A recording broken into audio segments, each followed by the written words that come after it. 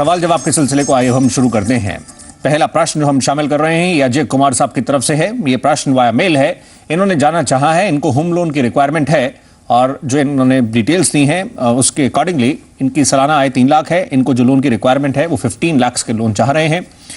इसमें बलवंत साहब कई सारे फैक्टर्स होंगे जो देखे जाएंगे, लेंडर्स जो काफ़ी कुछ चेक करेंगे, लेकिन जो इन्होंने स्पेसिफिकली अपनी आय के अकॉर्डिंगली एलिजिबिलिटी जानने की कोशिश की है उसको आप कैसे इनके समक्ष रखना चाहेंगे? जो आय जिसका 40-45% तक EMIs के रूप में फॉर्म किया जा सकता है अगर ये लोन्स के लिए आगे इनका बाकी सब कुछ पैरामीटर्स ठीक हैं, आप इनको कैसे देखते हैं? जो जितने लोन की रिक्वायरमेंट है उसको आप कैसे इनके समक्ष रखेंगे?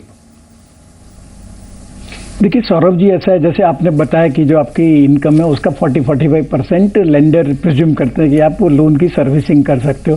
तो उस क्राइटेरिया के हिसाब से जो आपकी एनुअल इनकम है उसका 4 से 4.5 गुने तक का होम लोन मिल सकता है। तो इनकी जैसे इनकम 3 लाख है तो जो लोन है उनको 4 गुना आप देखिए 13-14 लाख के आसपास 15 लाख तक लोन मिल सकता है, बशर्ते उनकी जो उम्र है वो 40 साल हो और जो लोन है वो 20 साल तक का मिलता है।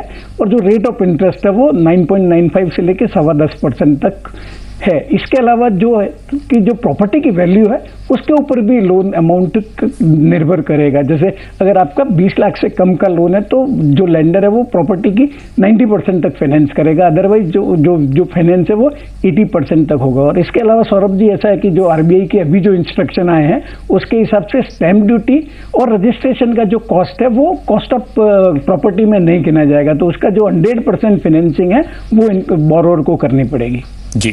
और अगर किसी के साथ एलिजिबिलिटी बढ़ाने के लिए अगर जॉइंटली भी बढ़ना चाहें तो उस तरह से भी विचार कर सकते हैं?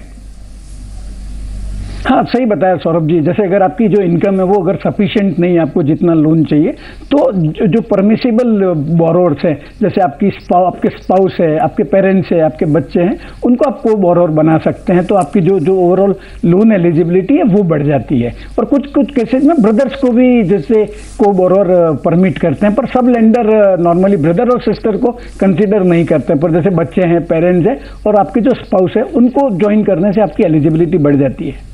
आइए बलवंत साहब अगला प्रश्न शामिल करते हैं।